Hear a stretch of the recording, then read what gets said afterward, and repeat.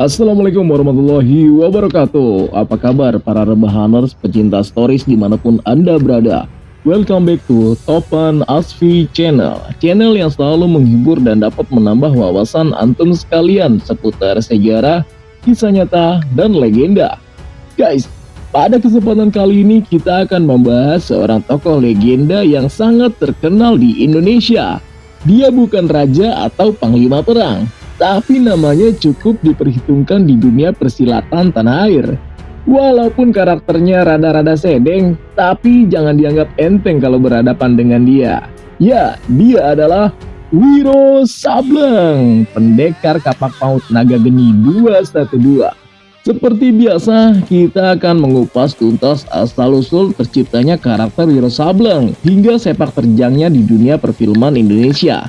Oke lah, jangan berlama-lama lagi. Buruan, kencengin volume, siapin hipok hitam, kunci pintu dan jendela, and stay here. This is Topan Asfi Story.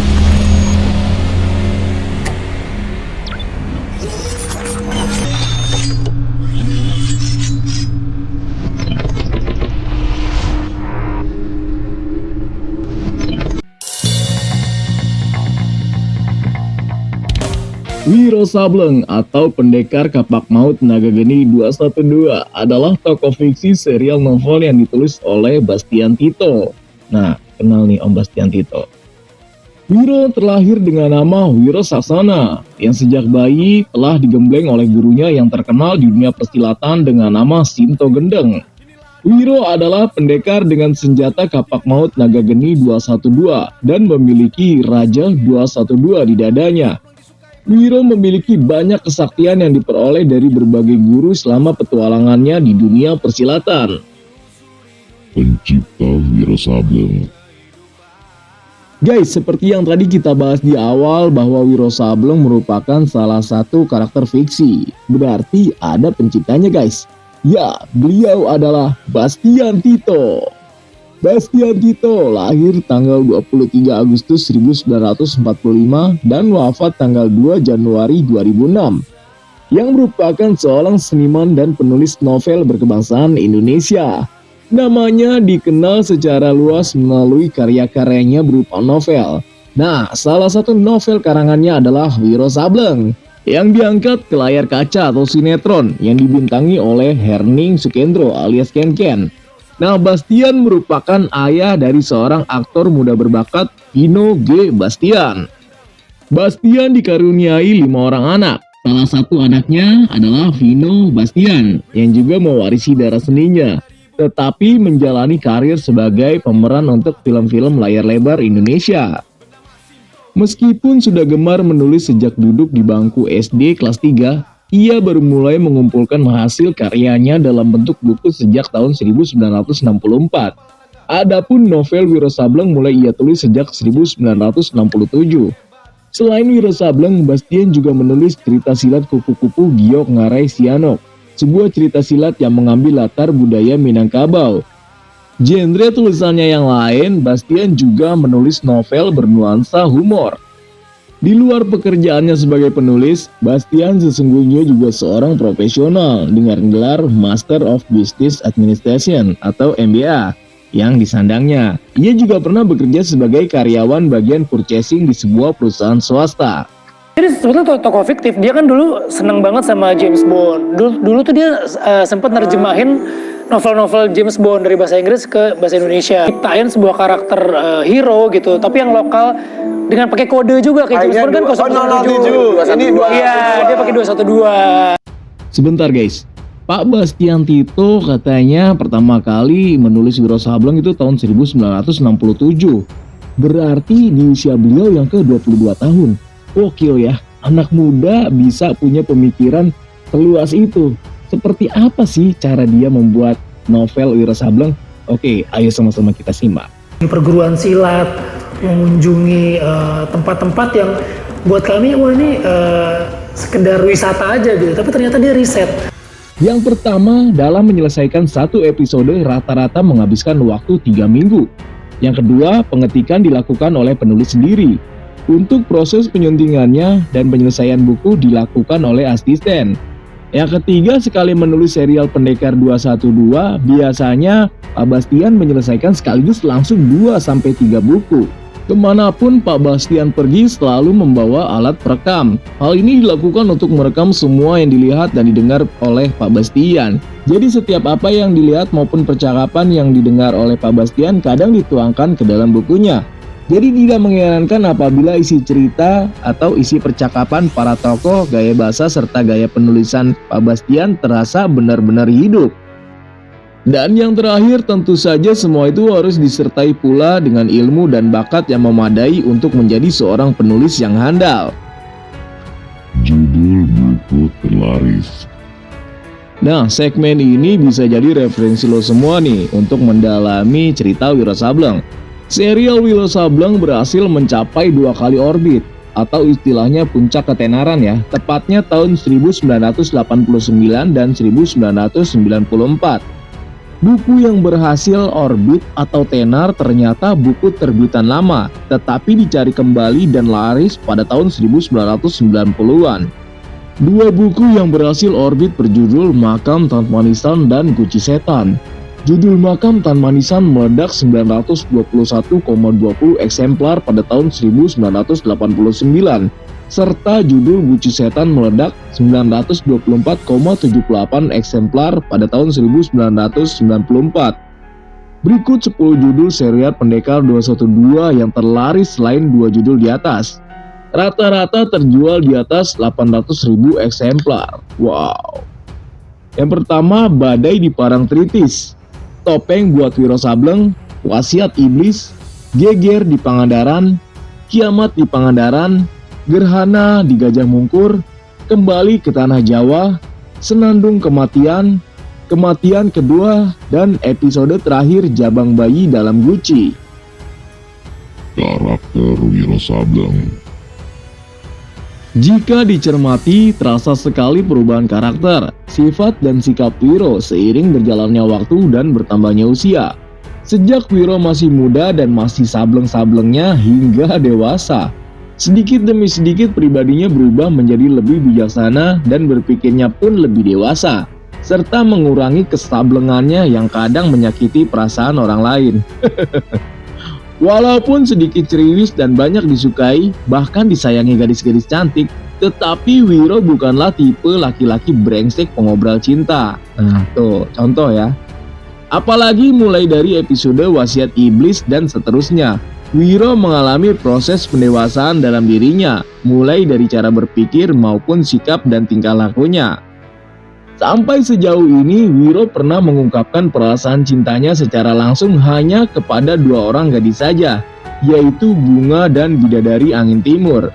Setelah mengungkapkan kata-kata sayang dan cinta kepada Bunga, Wiro hanya kepada Bidadari Angin Timur kembali mengungkapkan perasaan hatinya. Itu pun karena ada alasan kuat kenapa Wiro pada akhirnya tak bisa bersatu dengan Bunga. Saat Wiro mengungkapkan perasaan hatinya kepada Bidadari Angin Timur pun terpaut perbedaan waktu cukup jauh saat Wiro menyatakan cintanya kepada Bunga. Nah, nggak kayak lu, baru ditolak udah cari mangsa lagi. Wiro pernah menyukai atau mencintai gadis lain selain kedua gadis di atas tadi ya guys. Tetapi semua hanya Wiro pendam dalam hati dan tidak pernah Wiro ungkapkan dengan kata-kata. Aduh, gimana sih Wiro? Ayah. Apalagi bila akhirnya Wiro mengetahui bahwa gadis yang dicintainya lebih memilih pria lain. Nah, pendekar kita ini lebih memilih mundur alon-alon dan merelakan si gadis pergi demi kebahagiaan gadis yang dikasihinya. Para pemeran Wiro Sableng. Serial Wiro Sableng ini telah diadaptasi sebagai sinetron dan film. Film dibintangi oleh Tony Hidayat dan Atin Martino. Dan sinetron dibintangi oleh Herning Sukendro alias Mas Kenken dari episode 1 sampai 59 dan Ebi Cancer dari episode 59 sampai 91. Kemudian film Wiro Sableng 212 yang tayang pada tanggal 30 Agustus 2018 diperankan oleh Vino G. Bastian.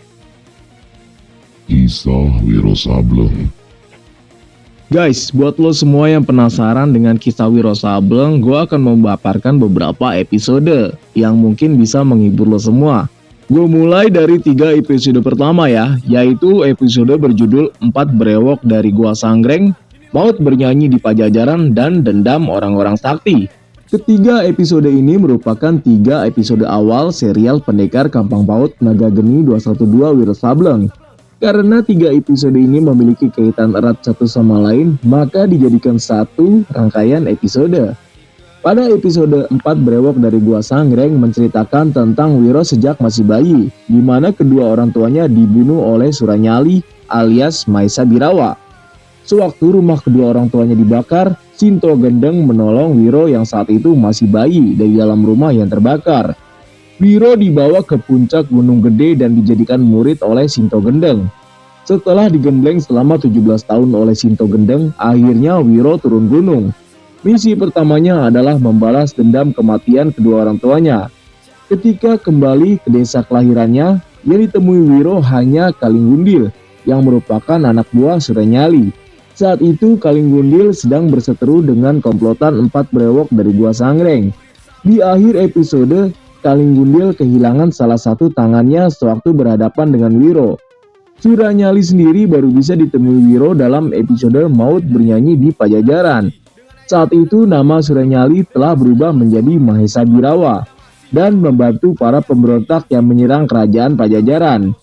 Dalam episode ini, Wiro berhasil menuntaskan dendamnya terhadap Suranyali atau Mahesa Birawa. Dalam episode Dendam Orang-Orang Sakti, karena dendam, Kalinggundil memfitnah Wiro atas pembunuhan sejumlah tokoh persilatan. Di puncak Gunung Tangkuban Perahu, semua tokoh silat yang mempunyai hubungan dekat dengan orang-orang terbunuh berkumpul untuk membuat perhitungan dengan pendekar 212 Wiro Sableng. Senjata andalan Wiro Sableng. Sosok Wiro Sableng memang identik dengan kapak naga geni 212.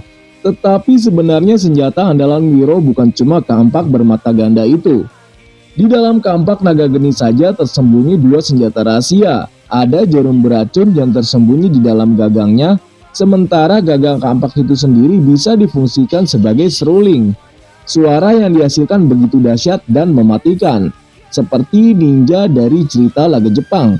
Wiro Sableng juga memiliki senjata sejenis shuriken, bentuknya menyerupai bintang dengan ujung-ujung yang tajam. Senjata terakhir yang dimiliki Wiro adalah batu hitam berukir simbol 212. Batu ini bisa menyemburkan api besar jika digunakan bersama kampak naga geni. Karena kekuatannya yang luar biasa, batu tersebut menjadi senjata pamungkas yang digunakan pada saat-saat paling genting saja. Guru-guru Wiro Sableng. Sinto Gendeng memang pendekar yang paling berjasa bagi Wiro. Selain menyelamatkan dan merawat Wiro sejak kedua orang tuanya tewas, perempuan ini juga mengajarkan banyak ilmu kepada Wiro. Walaupun begitu, Wiro juga belajar banyak dari Tua Gila. Nah, ini gurunya juga nih, Edan juga ya. Tua Gila mengajarkan sekitar setengah lusin ilmu kepada pendekar berbaju putih tersebut. Antara lain ilmu silat, orang gila, dan jurus pukulan Dewa Topan menggusur gunung. Aduh, ini ilmunya gendeng semua ya. Selain Sinto Gendeng dan Tua Gila, Wiro juga mendapatkan ilmu dari orang-orang sakti yang ditemuinya selama berpetualang, antara lain Dewi Loro Jonggrang, Raja Penidur, Hantu Selaksa Angin, dan Pendekar Pedang Akhirat. Nah, buat lo semua yang kangen dengan masa-masa era tahun 90-an dan juga mungkin penggemar dunia persilatan Indonesia, bolehlah searching-searching tentang jagoan kita ini ya, Wiro Sableng, pendekar kapak paut naga geni 212. Ya, semoga bisa mengobati rasa kangen lo semua ya. Oke lah, kita cukupkan konten kita sampai di sini aja ya. Semoga dapat menghibur dan dapat menambah wawasan kalian semua tentang fakta-fakta dari Wiro Sableng 212. Terima kasih atas perhatiannya, mohon maaf atas segala kesalahan baik yang disengaja maupun yang tidak disengaja. Akhirul kalam, assalamualaikum warahmatullahi wabarakatuh.